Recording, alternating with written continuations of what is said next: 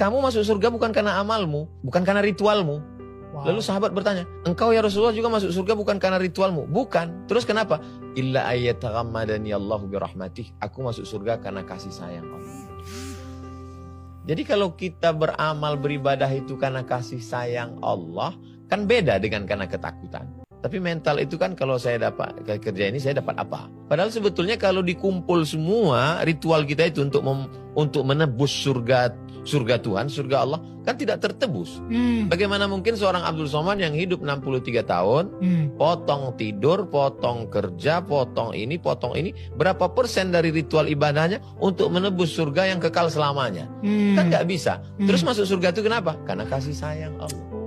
Kalau dia masukkan kita ke surganya karena kasih sayangnya, lalu kenapa kita nggak punya kasih sayang? Pemula ini, dia mikirnya belum nyampe di situ. Jadi untuk tahap pemula ini dia masih nanya, saya kalau kerja 1 jam berapa ya? Kamu $2. Terus kalau per hari, kalau kerja malam ada bonusnya nggak?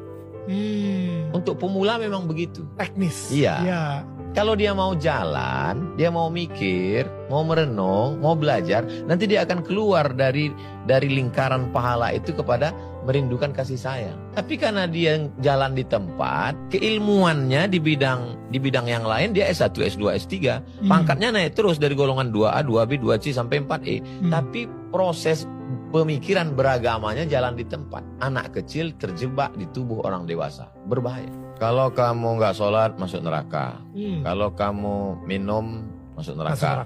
Kalau kamu mau masuk surga, berarti kamu mesti banyak baca Quran. Itu tidak salah bagi pemula. Toh kita juga dulu diajarkan orang tua kan begitu. Nanti kalau kamu juara, kamu dapat hadiah ini. Kalau kamu nggak naik kelas, subsidi silang putus.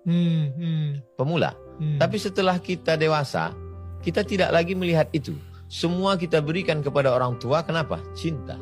Ambillah ini semua, Mak. Apa yang mau nih ambillah. Kenapa? Karena aku tidak bisa membalas sekali teriakanmu saat melahirkan aku. Jadi perlu kedewasaan. Jadi sekarang banyak anak-anak yang terjebak di tubuh orang dewasa. Cara berpikirnya, berpikir anak-anak.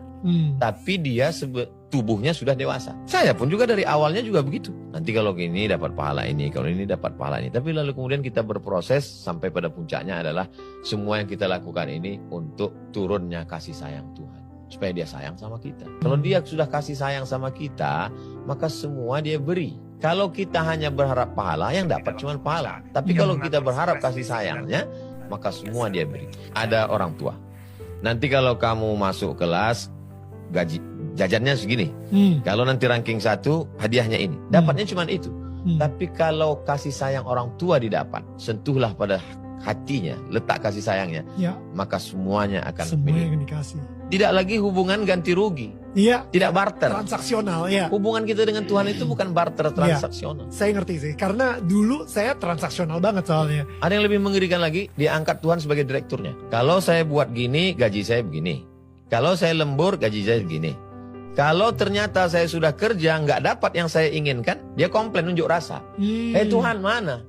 Hubungan kita dengan Tuhan itu bukan transaksional. Hubungan kita adalah kepasrahan. Menerima pun. Bukankah orang yang dicinta menerima apa yang dilakukan pencintaan?